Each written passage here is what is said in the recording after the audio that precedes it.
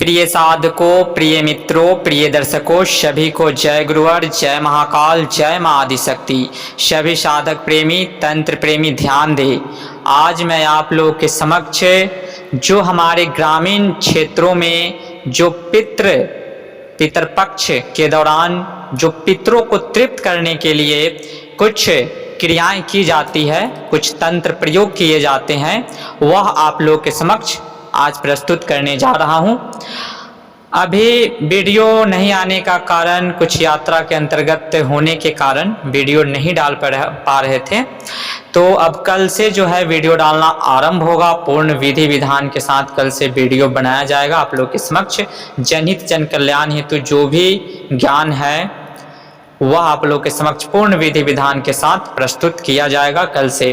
तो आज जो है हम आप लोगों को पितृ पक्ष के दौरान न करने वाले कार्य जो पितृपक्ष में नहीं किए जाते हैं और क्या करना चाहिए, इसके ऊपर आप लोगों को जानकारी देने जा रहा हूं। पितृपक्ष में आप हमारे ग्रामीण पद्धति के जो भी मंत्र है, जो हमारे गुरु शिष्य परंपरा का जो नियम है, इसमें मंत्रों का प्रयोग आप नहीं कर सकते हैं। किसी को भी झाड़ा, काटन या कोई भी क्रियाएं, वशीकरण, सातों कर्म, कोई भी क्रियाएं आप नहीं कर सकते हैं। पितृपक्ष के दौरान आप सिर्फ और सिर्फ मंत्रों को कंठस्थ करें।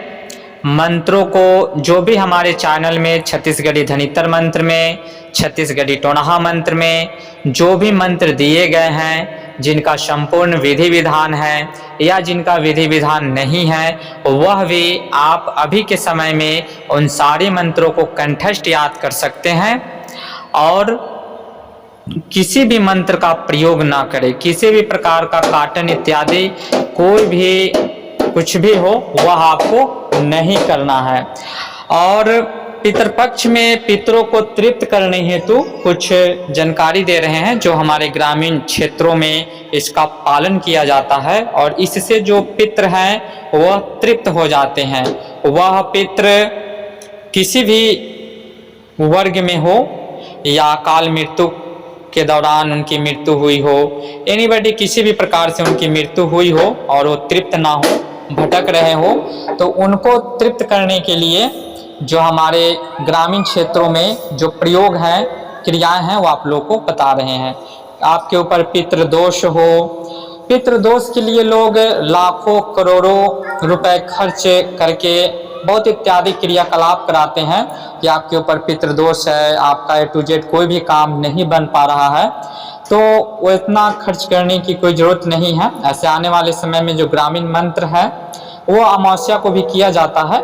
ऐसे उन मंत्र से छोड़ करके जो क्रिया बता रहे हैं ये पितृपक्ष में किया जाता है और पूर्णतः पितृदोष से आप मुक्त हो जाएंगे। जो भी आपके पितर हैं वह तृप्त हो जाएंगे, उनको मुक्ति मिल जाती है।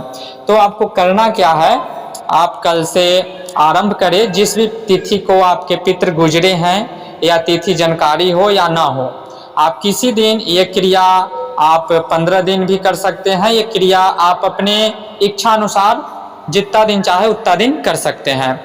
सर्वप्रथम आपको दीपदान करना है। दीपदान आप अपने बगीचे में कर सकते हैं। दीपदान अपने किसी भी नियरेस्ट आसपास जो तालाब है, नदी है, दरिया है इत्यादि में आप दीपदान कर सकते हैं। दीपदान में 7 या 9 दीपक को दान करने का विधान है।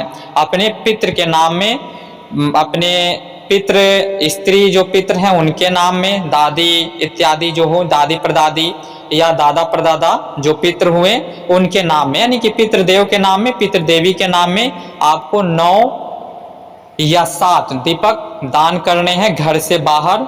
अगर घर से बाहर बगीचे किसी एकांत जगह में आप करते हैं तो उसका मुख दक्षिण दिशा की ओर होना चाहिए और नदी में करते हैं तो दक्षिण मुख हो करके आप दान करें दीपक का। यह क्रिया और एक पीपल में आपको दीपक दान शाम को संध्या के समय करना है और संध्या के समय तर्पण यानी कि वहाँ पे आपको जल पीपल के जड़ मूल में अर्पण करना है।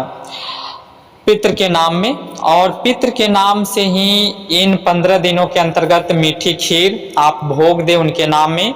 जहाँ पे छत का पानी गिरता हो वहाँ पे दे सकते हैं, या कहीं भी बाहर, अपने घर से बाहर कहीं भी कौओं के नाम में खीर इत्यादि निकाल करके दे दे। पितृ के नाम में कौओं के लिए, पक्षियों के लिए, चींटियों को गुड़ शक्कर इत्यादि जो भी है वो आप दे सकते हैं।